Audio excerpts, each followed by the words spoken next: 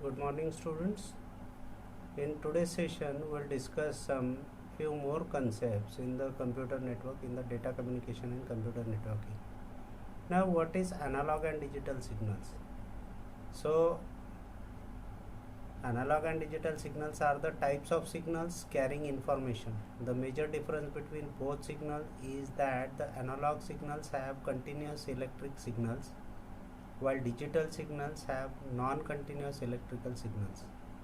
Analog signals were used in many systems to produce signals to carry information. These signals are continuous in both values and time. The use of analog signals have been declined with the arrival of digital signals. In short, to understand the analog signals, all signals that are natural or come naturally are analog signals, whereas digital signals, unlike analog signals, digital signals are not continuous but signals are discrete in value and time. These signals are represented by binary numbers and consist of different voltage values. The difference in between the analog signals and the digital signals are analog signals are continuous whereas digital signals are discrete. Analog signals represented by sine wave, digital signal represented by square waves. Analog signals in analog human voice, natural sound, analog electrical devices are few examples of the analog signal, whereas computers, optical devices and other electronic devices are the examples of the digital signals. Continuous range of values in the analog signal, whereas discontinuous values are in the digital signals. Record sound waves as they are in analog signals. In digital signal converts into a binary waveform. Only be used in analog devices, whereas digital signals are suited for digital electronics like computers, mobiles and many more.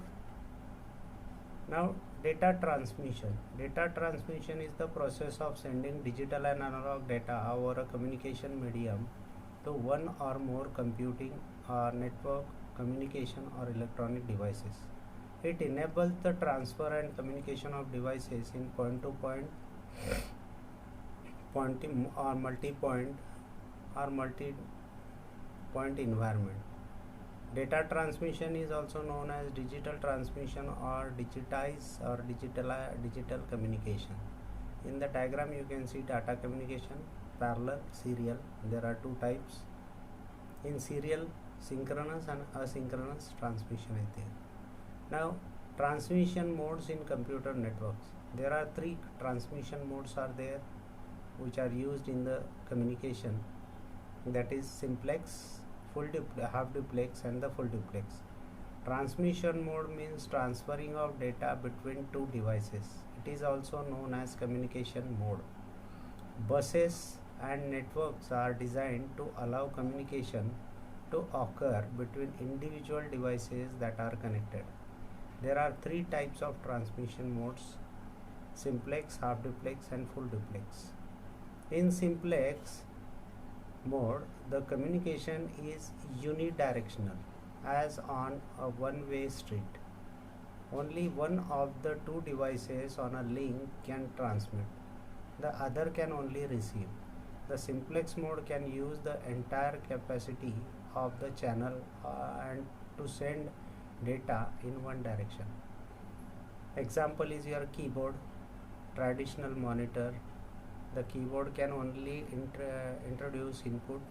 The monitor can only give the output.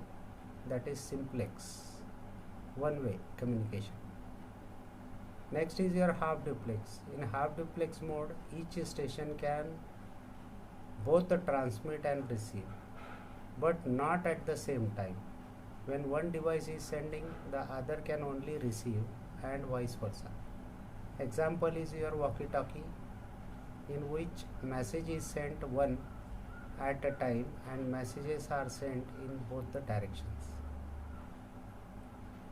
Full duplex. In full duplex mode, both stations can transmit and receive simultaneously, like chaos.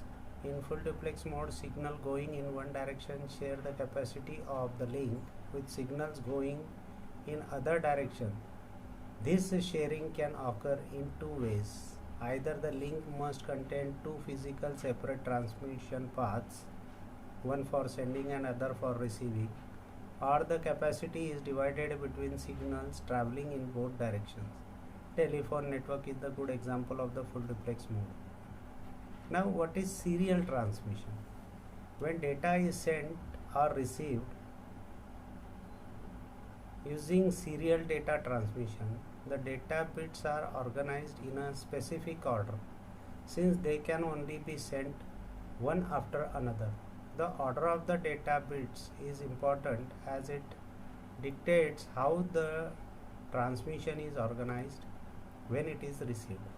It is viewed as a reliable data transmission method because a data bit is only sent if the previous data bit has already been received.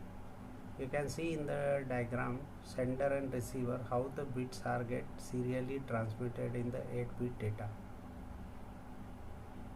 Serial transmission has two classification, that is asynchronous and synchronous.